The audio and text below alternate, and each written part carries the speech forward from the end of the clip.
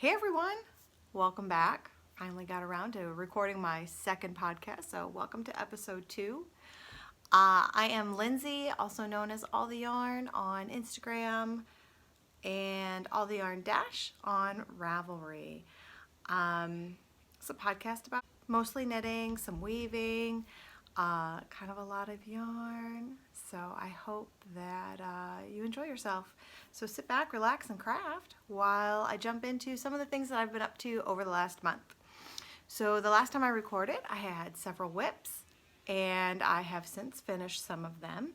So first of all is my pin loom blanket. And this is made out of my 2019 Advent Calendar yarn from Dragon Horde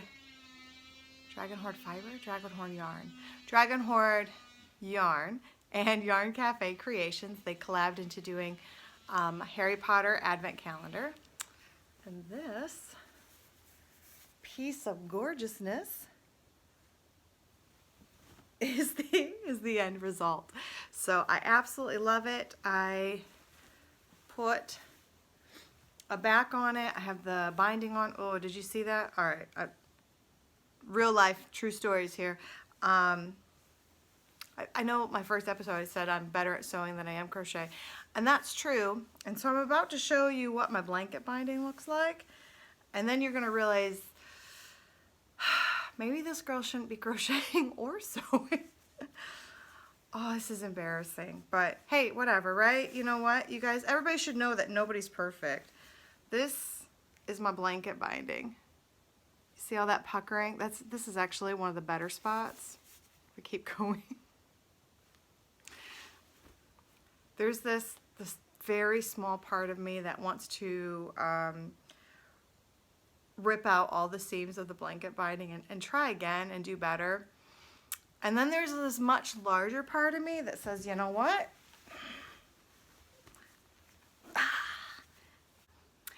It's cozy even with puckered blanket binding. So I think I'm gonna keep it because I don't care. You know what else? I have 2 goblins and they don't care either. So it's it has been well loved in the last couple of weeks. As soon as it got finished, it was on somebody's shoulders, wrapped around them, keeping them warm.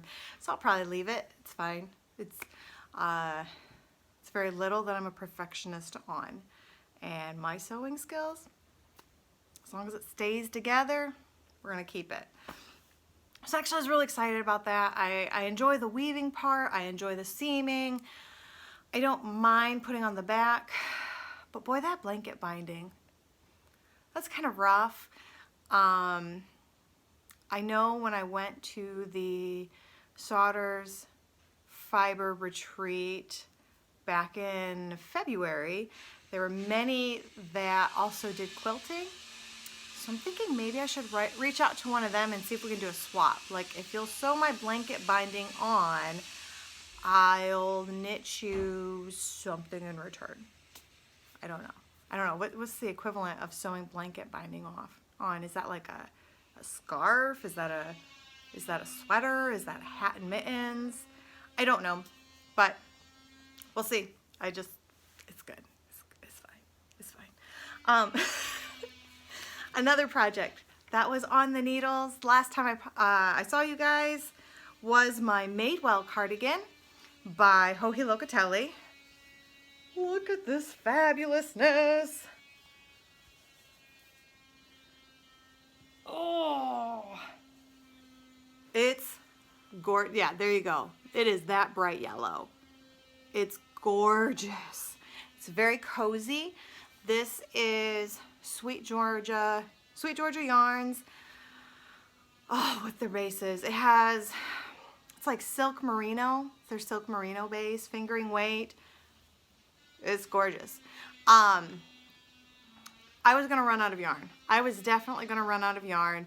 I reached out to Ravelry, well, not to Ravelry, but I reached out to different users in Ravelry that had stashed this base on their Ravelry accounts, and I said, hey, if anybody has some that they're willing to part with, I would really appreciate it. And oh, someone came through for me, and I'm so glad. I went ahead and did that because part of me was like, oh, I might make it. I don't know. But I was not going to make it. I was not going to make it. So I was really glad I went ahead and reached out, got that extra skein, finished this beautiful cardigan. I have worn it so many times. Let me just say that I have worn it as often as society will allow. I don't think you're supposed to wear something more than once in 5 days, especially something bright yellow that people might realize you're wearing it more than once in a week. So I've been trying to keep it to just once a week, but it's been hard. It's very cozy. It's the perfect weight for being in the office. Around here in Indiana, the weather's been in that kind of 40s, 50s. It's been perfect. I've just grabbed this rather than a jacket. I love it. I love it. So I'm so glad this is finished. Anyway, also on the needles was a pair of the world's simplest mittens. Aren't they adorable? So, true story, I started these as an adult pair and a goblin said, well, can I have them? Are these for me? Oh, shoot. Okay, well, they can be. So I ripped them out and worked them up as it's a size children or size kids, whatever, mittens. The little one wore them every day. Like it was one of those things where you have to force them to take it off at night so they're not sleeping with mittens on.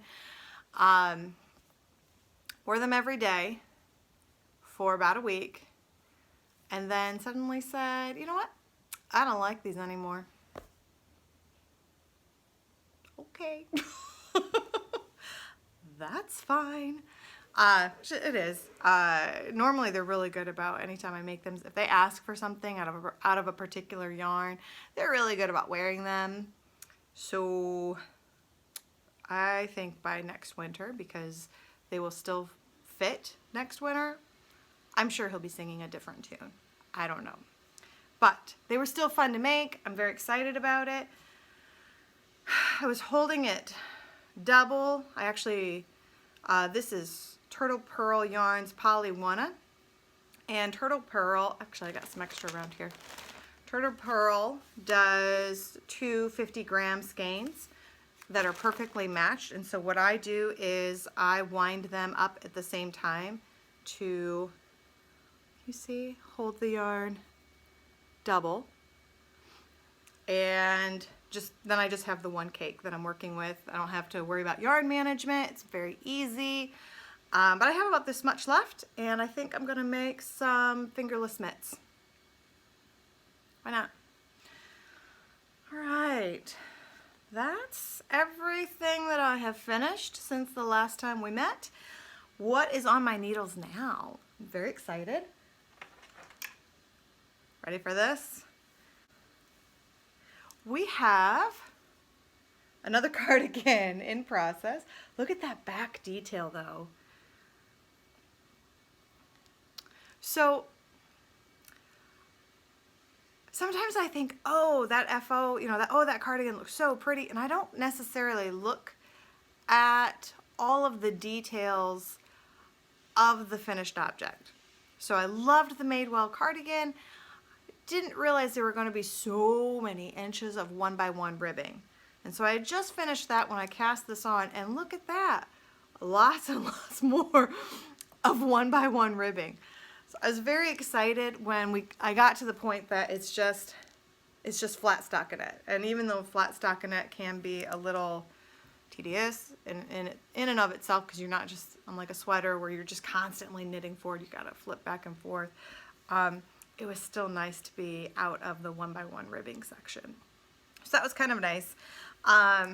This pattern is a paid for pattern by, I don't know how to say it. I'm gonna do my best, but Himawari Knits. Her name will be in the show notes, so no worries, just look at her patterns. This is my first pattern that I've knit by her, and I really like it. It is well written. I love the details. I've got another one of her designs in my queue that I'm hoping to knit yet this year. So we'll see how that goes. But I have several inches to go yet on the bottom, and then of course we've got 2 sleeves and I've got another collar to pick up. But after picking up the collar for the Madewell, I realized, you know, this actually isn't as bad as I remembered it being. So I don't know if I just had a bad experience that just, you know, sometimes you do something and it's like, oh my gosh, this is awful. I always hate it. I never want to do this again. I have moments like that. Maybe I'm the only one.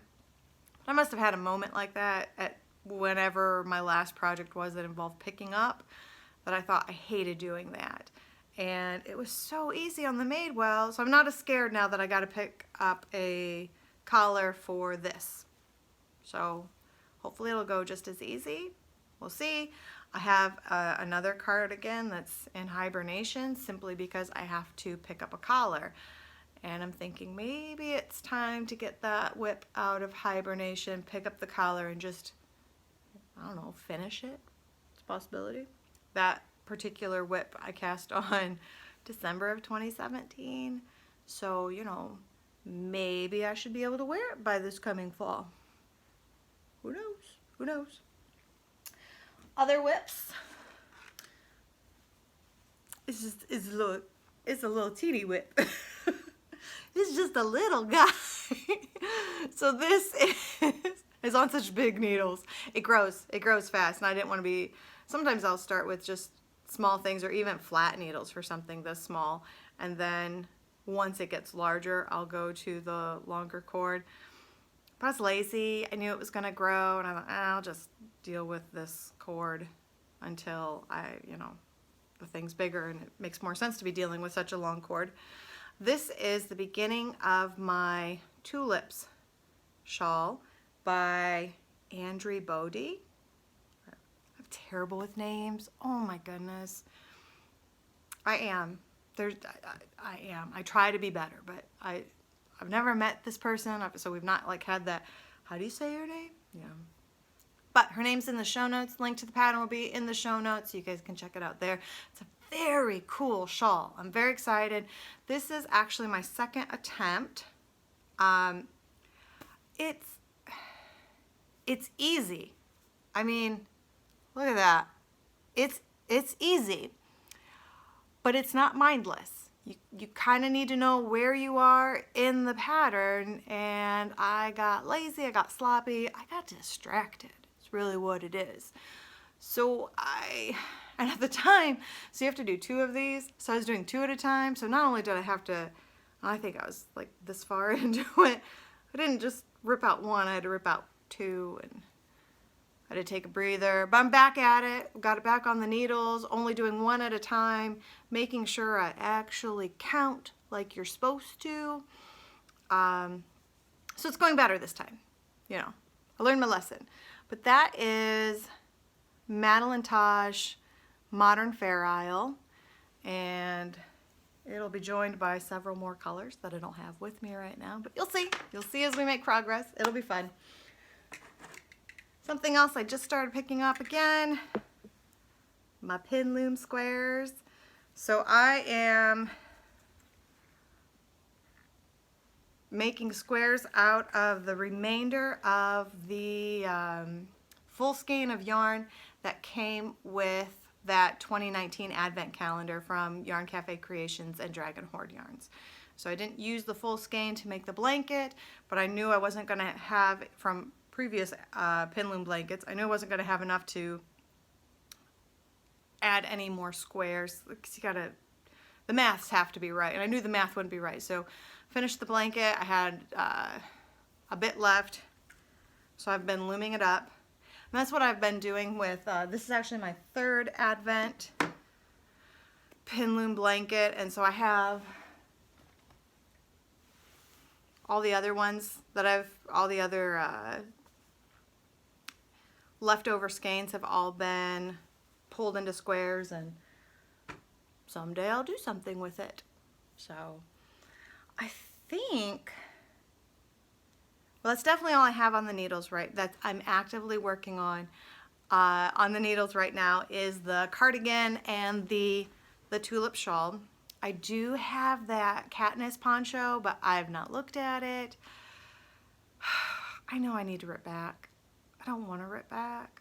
So I've just worked on other things. Eventually I'll get back to that and either rip back, go forward, I don't know. But I've not worked on it at all. Besides the needles, I have the pin loom squares, and if you'll see behind me, I have warped my rigid heddle loom. And I had a lot of plucky. I bought off a D stash, and it was just a mismatch of all kinds of different things. So I thought, well, I'm trying to I'm trying to learn how to weave. Like, I can weave a single skein scarf. I've got that down, but I want to branch out. You know, I mean, I think with knitting, you kind of start with, you know, a scarf or a dishcloth, and you got to start branching out. I know some of you started with sweaters. All hail, because I could not have done that. So kind of approached weaving the same way I approached learning to knit. I started off with a simple project, these single skein scarves. I did a bunch of those, and so now I'm going to try a wrap. And I'm using just random things that are in my stash. So I have all this plucky that I got off a D stash that's all random stuff. So I warped with the plucky, and then I've got just different colors that I'm kind of throwing in for the weft. And we'll see what happens. I don't know. I didn't know exactly how long the warp should be. So everything about this is very much just experimental, and we'll see what happens. And I'm okay with that. So whatever happens, I'll find a way to use it, and that'll be fine. So those are some of the different projects that I'm working on. I do not have any sewing or crochet projects at the moment. I do have a crochet project that I would like to do before next February, but I'm not going to talk about it much because I don't know if it's going to happen. You know, like wishful thinking kind of stuff. So then the only other thing that I kind of want to bring up is what I'm grateful for in my yarn stash. And I pulled, instead of doing one color, because last time I did green, I pulled a couple different greens and I really love them. This time I went through and put together what I think would be a fun project. So I thought it would be really fun to put these colors together. Oh, look at that. And this one's getting a little, it's pretty close. Yeah, I thought it'd be really cool to put these colors together. And I'm currently looking for a project that, like probably a shawl maybe, like a 4-color shawl project. And honestly, I'm even okay if it's just 3 colors and I get rid of one of these, switch sides here because it'll change everything. Even okay if it just uses 3. That light's kind of bright, huh? Oh, there you go. There you go. I'm okay if it's even just using 3 of the 4. It'd be cool if I could get all 4 in there because I really like how that looks. So I don't know. So what I'm grateful for in my stash, this is Astrid Gray by Madelinetosh. I've got one other Madelinetosh in here, and that is Antler. This is Lichen and Lace Ginger Snap. I love that. I love that. Kind of muted orangey brown. Oh, I love that color. It's one of my favorites. And then, like, kind of my signature favorite is this something, but that's just that color right in between turquoise and mint. It's a little, it's coming at just a slightly more blue than what it actually is. It's pretty close though, right? Right there maybe. Like it's more turquoise, but it's just a light turquoise. I love it. And this is called, oh, this doesn't have a name. That's too bad because it's gorgeous. I don't know. I couldn't tell you what to get. But it's by Hummingbird. Oh, is it backwards? It looks backwards to me. This is by Hummingbird Fibers. And we were partnered in a fiber share fiber swap. She sent this. That's gorgeous. And not only is it gorgeous, but it's merino silk. So it'll be nice and drapey. Very excited about it. So anyway, if you can find some kind of, I mean, I'm not opposed to a sweater either. That would be pretty close to a sweater quantity for my size. I'd have to use all the colors, and I don't know if I'd want them blocked, like big color blocking of a sweater. That's not really my style. And it's not really a fade. So, and I don't think, I mean, it'd be okay for color work, but then I don't have enough of just one color to really make that work. So I don't know. I am kind of looking more like a 3-color or a 4-color shawl. So if you have any suggestions, I am open. So, but those were just some things I was going through my stash, just reminding myself of what I have and what I have to be grateful for. I am trying to stash down this year. I am not gonna lie. I have bought some yarn. I have bought a lot of yarn. And I'd like to blame my friend for enabling me, but she did not force me to pull out my credit card. She just offered some incredible yarn, and I said, yes, please. So I've bought a lot of yarn in the last couple of months, which means I now need to stop and knit up all this yarn and recommit myself to Stash Down. Brown Girl Knits is holding Stash Down 2020, and I know there was, like, you get 2 whole, whoops. I'm gonna say I've used both. It was kind of a one-time thing, but I'm gonna say I've used both.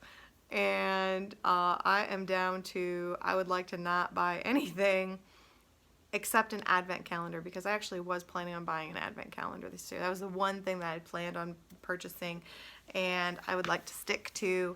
That's the only thing I buy for the rest of the year. With all of my purchases, I'm almost thinking maybe I'll just make my own advent calendar out of the yarn scraps that I have around here. I am not opposed to that. It's a little bit of extra work, but if I do it early, by the time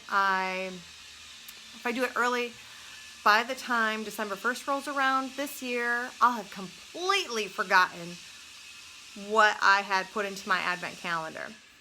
So I'm kind of thinking I might go that route. It would give me a chance to pick my colors, which I'm kind of excited about, because I could then, rather than, I like the idea of the surprise, and I like the